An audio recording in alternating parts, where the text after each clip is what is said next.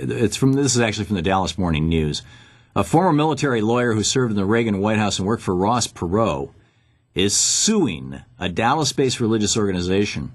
This is a case that ultimately could decide, I'm not quoting from the Post any longer, but this is a case that ultimately could decide, particularly if it ended up before the Supreme Court, whether free speech from the pulpit, or shall we say hate speech from the pulpit, is more protected than hate speech in other venues.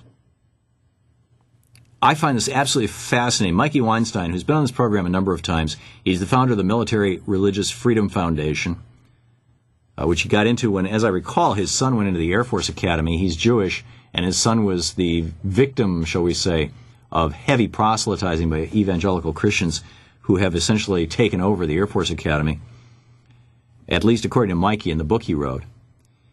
He said he wants to stop Gordon Klingenschmidt, a former U.S. Navy chaplain, to, quote, stop asking Jesus to plunder my fields, seize my assets, kill me and my family, and then wipe away our descendants for 10 generations, end quote.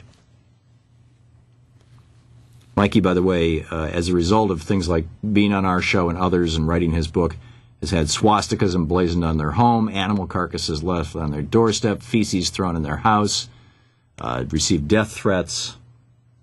It's going to be very interesting to talk with him tomorrow. What I wanted to get into in this third hour here today, though, is a perspective that a European perspective on the Polanski case that ties into killing cats on video in a way that may surprise you. And there's a bit of a logic chain here that you need to follow for just a moment. It won't take very long.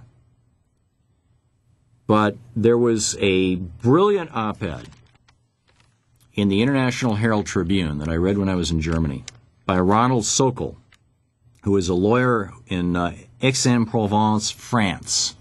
He's an American lawyer. He taught at the University of Virginia Law School, about the Polanski case. At the same time, Newsweek was doing a story about kitty stomping. In the late 1990s, there was a craze in the United States making a type of video they're called crush videos. And they were apparently sold as porn. I can't imagine this being pornography. I just can't imagine somebody being sexually aroused by watching an attractive woman crush the head of a kitten or a mouse. But that's what these are, with high heels or flats or whatever. And this is going to go before the Supreme Court, because in 1999, a federal law was passed making it a crime to create, sell, or possess depictions of animal cruelty for commercial gain. And a Virginia man, Robert Stevens, a dog trainer, author, and documentarian, in a sting operation in 2004, sold some videos of a pit bull attacking a pig, a clip that depicted pit bulls fighting each other in Japan, which, by the way, is legal in Japan. And he asserted that he was selling these killing animal videos as a way of training people what not to do when they're training their pit bulls. Okay, that was his defense. Now, what does this have to do with Roman Polanski? In China, we had on this program some time back an author and scholar who lives in Japan who is an expert on the Chinese political situation, the Falun Gong, and all these sorts of things. Actually, we've had several on.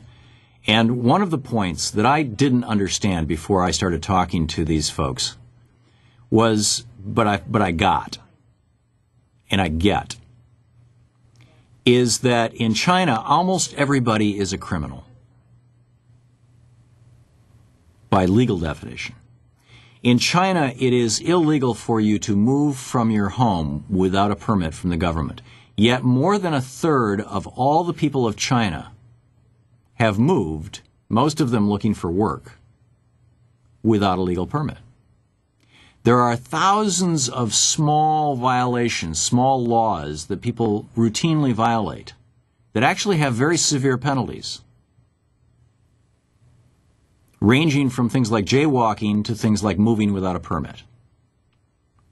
And the way the Chinese use these laws is with something that's called arbitrary prosecution. In other words, if you're in China and you become politically active, keep in mind, communist China, the place where most of our capitalist corporations in America are making so much profit, and from where most of the things that you and I are buying and using are manufactured, communist China keeps its people in line by throwing them in prison or even executing them when it decides that they are a problem. So if you are a Chinese and you become politically problematic, you can be arrested for example, having moved away from your hometown and be thrown in prison forever, or be put to death and have your kidney sold to some wealthy American. This is called arbitrary prosecution. Arbitrary prosecution is one of the classic symptoms of a despotic regime, of a government that no longer respects the rule of law. Now, here's the op-ed that Ronald Sokol wrote in the International Herald Tribune that I read when I was in Germany on Friday, or on Saturday, taking the train back from Salem. He pointed out that in the Polanski case, there was a crime committed. He says a crime is an offense not just against a victim, but against the state. It's a violation of the social disorder, disrupts social harmony that the state tries to achieve. He points out that in the United States, a court cannot order a prosecution. A victim cannot order a prosecution. Only a prosecuting attorney has the power to order a prosecution. Okay, these are just like we're laying out the groundwork facts here. And there are more crimes committed in any jurisdiction, particularly a big city like Los Angeles, than it is ever possible for a prosecuting attorney to pursue. So the prosecutor has to make a decision every day, every week, every month, every year. How do I use my time and money? Who do I prosecute? And just to cut to the chase, what Ronald Sokol is pointing out in this op-ed is that after 30 years of no Los Angeles prosecutor asking for the extradition of Roman Polanski, suddenly one does. Regardless of how good or bad the case may be or how terrible the crime was, because I'm one of those folks who, when I first read about this and read what he did with this 13-year-old girl, I thought, okay, arrest him and throw away the key. But for 30 years, no prosecutor has asked for this, and now somebody is. And he's suggesting, and I think that he actually makes a very strong case. Now, I'll lay out the case in detail right after the break. But I think he makes a very strong case that this is arbitrary prosecution. That when we in the United States have to start worrying, or even if we're overseas, now in this case you've got somebody fleeing prosecution, so it's a little more obvious, but in any case, when Americans are subject to arbitrary prosecution, they would not be prosecuted under other circumstances. Polanski had gone to Switzerland many, many times, and all of a sudden they are subject to prosecution. That calls into question the integrity of the legal system itself.